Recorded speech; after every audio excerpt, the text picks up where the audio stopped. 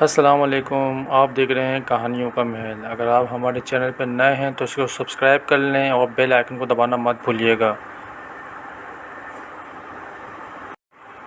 یہ میرے دوست کا واقعہ ہے، اسی کی زبانی پڑھیں۔ جب بارش ہوتی تھی تو میں اکثر اپنا بستر اٹھا کے چھت پر سونے چلا جاتا تھا، کیونکہ اس میں سونے کا مزہ ہی کچھ اور ہے۔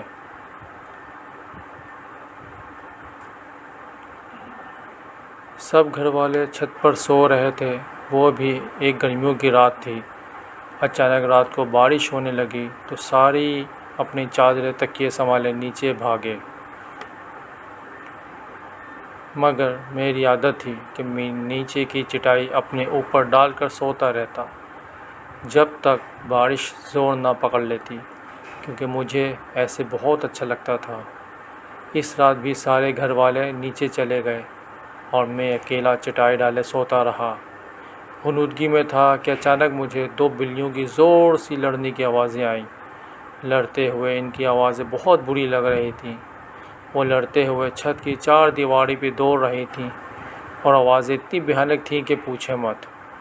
پہلے سوچا کہ ان کی رونے کی آوازیں سن کر میں بے چینی میں جاگ گیا، کوئی جوتا اٹھا کے ان کو بھگا دوں۔ پھر سوچا کہ میں اندھیرے میں جوتا کہاں ڈھونڈوں گا، تھوڑی دیر بعد خود ہی لڑ کے تھک جائیں گی اور چلی جائیں گی۔ اچانک خاموشی ہو گئی۔ میں دوبارہ غنودگی میں چلا گیا۔ تبھی ایک بلی کی زوردار چیخ میری چارپائی کے عین نیچے سے آئی اور میں اچھل پڑا۔ میں نے چارپائی کے نیچے جھانکا مگر وہاں کچھ نہیں تھا۔ ادھر ادھر نظر دوڑائی مگر وہاں کوئی بھی نہیں تھا۔ میں نے سوچا کہ شاید میرے اٹھتے ہی اس کے ساتھ والے گھر میں چھلانگ مار دی ہو۔ میں نے جوتا اپنے پاس رکھ لیا کہ اب اگر آئے تو میں ان کو نہیں چھوڑوں گا۔ میں دوبارہ لیٹ گیا اور خود کو پرسکون کرتے کرتے تھوڑی دیر بعد دوبارہ نیند میں چلا گیا۔ آنکھ تب کھلی جب بلی کے گھرانے کی آواز میں نے اپنی چارپائی کی سیدھی طرف سے محسوس کی۔ اس کی گڑگڑاہٹ پوری چھت پر پھیل رہی تھی۔ میں نے آہستہ آہستہ اپنے ہاتھ جوتے کی طرف بڑھایا اور اس کو مارنے کے لیے اٹھا۔ دیکھا تو وہاں لیکن کچھ بھی نہیں تھا۔ وہ گڑگڑاہٹ اب مجھے اپنی بائیں طرف سے آ رہی تھی۔ میں اچانک بائیں طرف پلٹا تو وہی آوازیں مجھے دائیں طرف سے آنے لگیں۔ اب وہ آواز کبھی دائیں طرف کبھی بائیں طرف سے آنے لگی، کبھی دور جاتی ہوئی آواز آتی اور کبھی قریب سے آنے لگتی۔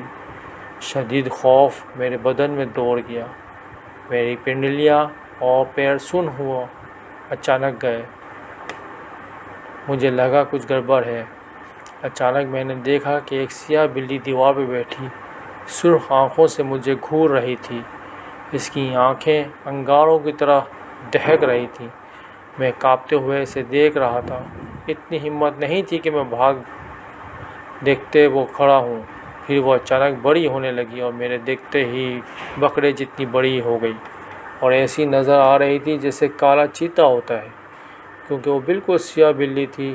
پھر اچانک اس نے ایسی پوزیشن لی جیسے وہ دیوار پر سے مجھ پر چھلانگ لگانے والی ہو۔ میرے منہ سے ایک زوردار چیخ نکلی۔ میں ایک ہی چھلانگ میں نیچے اترا اور سیڑھیوں کی طرف بھاگا۔ میری چیخ اتنی بلند تھی کہ میرے امی ابو اور بھائی صحن پہ آ گئے اور میں سیڑھیوں سے نیچے آتے ہی گر کر بے ہوش ہو گیا۔ مگر پریشانیاں ختم نہ ہوئیں۔ کچھ دنوں تک مجھے ڈراؤنے خواب آتے رہے۔ مجھے وہی بلی نظر آتی جو کبھی میرے نرخرے پر ڈانٹ گاڑے ہوئے ہے، کبھی وہ میرا خون چاٹ رہی ہوتی۔ میں نیند میں چیخیں لگتا، پھر مجھے خواب میں بھیانک لوگ دکھائی دیتے۔ کسی کا سر نہیں ہوتا، کسی کا گوشت لٹک رہا ہوتا، آنکھوں کی جگہ کالے سوراخ ہوتے، بازو کٹے ہوئے ہوتے۔ میں بیمار رہنے لگا، کمزور ہوتا گیا۔ ڈر کے مارے میں گھر سے باہر نہیں نکلتا۔ پھر مولوی صاحب دم کرنے کو آئے، مجھے پانی پلایا جاتا۔ میری والدہ ہر وقت مجھ پر سورہ یاسین پڑھ کر پھونکتی رہتی۔ افاقہ ہوتا مگر پھر وہی حالت ہو جاتی، بیٹھے بیٹھے چیخیں مار کر بے ہوش ہو جاتا۔ ایک روز میں بیٹھا پڑھ رہا تھا کہ کسی کام سے کمرے میں میں اپنی امی کے پاس گیا۔ مجھے ایک دم سا لگا میں اپنی امی کے پاس گیا اور وہ مجھ پر کچھ پڑھ کر پھونک دیں۔ میری امی میری طرف بیٹھ گئیں، الماری کھولے کپڑے تہہ کر رہی تھیں۔ میں نے امی کو پکارا مگر انہوں نے مجھے جواب نہیں دیا۔ میں ان کے قریب گیا اور ان کو آواز دی تو انہوں نے مجھے مڑ کر دیکھا، مگر وہ میری والدہ نہیں تھیں، وہ خوفناک شکل کی عورت تھی۔ اس کا رنگ تانبے جیسا تھا، آنکھیں اس کی سر اور منہ کا دہانہ بڑا تھا۔ وہ ہاتھ پھیلانے ہنسی چلی جا رہی تھی اور مجھے اپنی طرف بلا رہی تھی۔ اس کے دانت چمک رہے تھے۔ میں تو پہلے ہی ڈر کے اپنی والدہ کے پاس دم کروانے آیا تھا۔ اس عورت کی شکل دیکھی تو میں وہیں بے ہوش ہو گیا۔ جب ہوش آیا تو مولوی صاحب میرے سرہانے بیٹھے کچھ پڑھ رہے تھے۔ میرے ابو شدید پریشانی میں بیٹھے تھے۔ مولوی صاحب کے پوچھنے پر ان کو میں نے ساری بات بتائی تو وہ سوچ میں پڑ گئے۔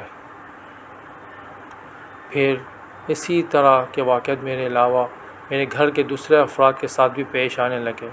کبھی باتھ روم کا دروازہ اندر سے بند ہوتا، پانی کی آوازیں آنے لگتیں، تھوڑی دیر بعد دروازہ کھل جاتا لیکن اندر کوئی نہ ہوتا۔ جن پوٹی کر رہے ہوتے تھے۔ ایک بار ہم سب رات کو ٹی وی دیکھ رہے تھے کہ بجلی کا بٹن ٹھک سے اوپر ہوا اور بلب بجھ گیا۔ ایک بار میری امی کی چارپائی کمرے کے بیچ میں کسی نے کھینچ کر دور کر دی جب وہ سوئی ہوئی تھیں۔ چیزیں ہم ایک جگہ رکھتے مگر ہمیں ملتی دوسری جگہ سے تھیں۔ گھر کا ہر فرد ڈرا سہما رہنے لگا تھا، کوئی میرے ساتھ نہیں بیٹھتا تھا۔ سارے بہن بھائی مجھ سے گھن کھانے لگے تھے، کوئی میرے منہ پہ تھوکنا بھی گوارا نہ کرتا تھا۔ کالج میں دوست دور رہنے لگے تھے۔ کئی بار ہم دوست بیٹھے ہوتے تو میری پنگی خود بخود بجنے لگتی، جس کی وجہ سے میں بے حد شرمندہ ہو جاتا۔ ہمارے گھر کا سکون غارت ہوئے 7 مہینے ہو گئے تھے۔ میں اپنی حالت سے اتنا تنگ ہوا کہ خودکشی کا سوچنے لگا۔ ایک روز ہمارے مولوی صاحب اپنے ساتھ ایک بزرگ کو لے آئے اور بتایا کہ یہ میرے مرشد ہیں۔ وہ بزرگ سفید کپڑوں میں تھے، سفید عمامہ تھے، چہرے پہ سفید داڑھی تھی اور ماتھا ایسے چمک رہا تھا جیسے روشنی پھوٹ رہی ہو۔ انہوں نے میرے ماتھے پہ ہاتھ رکھا اور میں رو پڑا۔ میرے والد صاحب نے سارے واقعات ان کو بتائے اور وہ سکون سے بیٹھے سن رہے تھے۔ ان کے ہونٹوں پر ایسی مسکراہٹ تھی اور اتنا سکون تھا اور چہرے پہ اتنا نور تھا کہ دل کرتا تھا ان کو دیکھتا ہی رہیں۔ انہوں نے میرے والد صاحب کے ساتھ سارے کمروں کا جائزہ لیا، چھت پر جا کے ایک ایک کونا دیکھا اور ساتھ والوں کی چھتیں دیکھیں۔ ہمارے گھر میں محلے کی عورتوں کا رش لگ گیا جو ان سے پانی دم کروانے آ گئی تھیں۔ وہ میرے قریب آ کر بیٹھ گئے اور انہوں نے اپنے دائیں پیر کا انگوٹھا میرے ماتھے کے درمیان میں رکھا اور اپنی آنکھیں بند کر کے کچھ پڑھنے لگے۔ مجھے ایسے لگا جیسے کوئی میری کھال کو کھینچ رہا ہو۔ میری چیخیں نہیں رک رہی تھیں۔ میں ان کا انگوٹھا اپنے ماتھے سے ہٹانا چاہتا تھا، میں ان کا پیر تک نہیں ہلا سکا۔ میرا بھائی مجھے بتاتا ہے کہ وہ 1 گھنٹے سے زیادہ کچھ پڑھتے رہے اور تمہاری دلخراش چیخیں سننا ہماری بس سے باہر تھا۔ تبھی ہم نے بزرگ کو بری طرح پیٹنا شروع کر دیا۔ آہستہ آہستہ میں پرسکون ہوتا چلا گیا۔ آنکھیں کھولیں تو وہ مجھے دیکھ رہے تھے، ان کے چہرے پہ مسکراہٹ تھی۔ انہوں نے پانی منگوا کر دم کیا، کمرے کے ہر کونے میں پانی چھڑکا گیا اور 2 گھونٹ پانی مجھے پلا دیے۔ وہ 2 گھونٹ پانی ایسے جیسے کوئی آب حیات تھا کہ پیتے ہی میرے سر سے 7 مہینے کا چڑھا ہوا بوجھ اتر گیا۔ میرے کندھے ہلکے ہو گئے تھے، میرے جسم میں سکون دوڑنے لگا، میری بجھی آنکھیں روشن ہو گئیں۔ میں اٹھ گیا اور ان کی چھاتی پر سر رکھ کر رونے لگا۔ وہ میرے جسم پر ہاتھ پھیرنے لگے، پھر وہ چلے گئے۔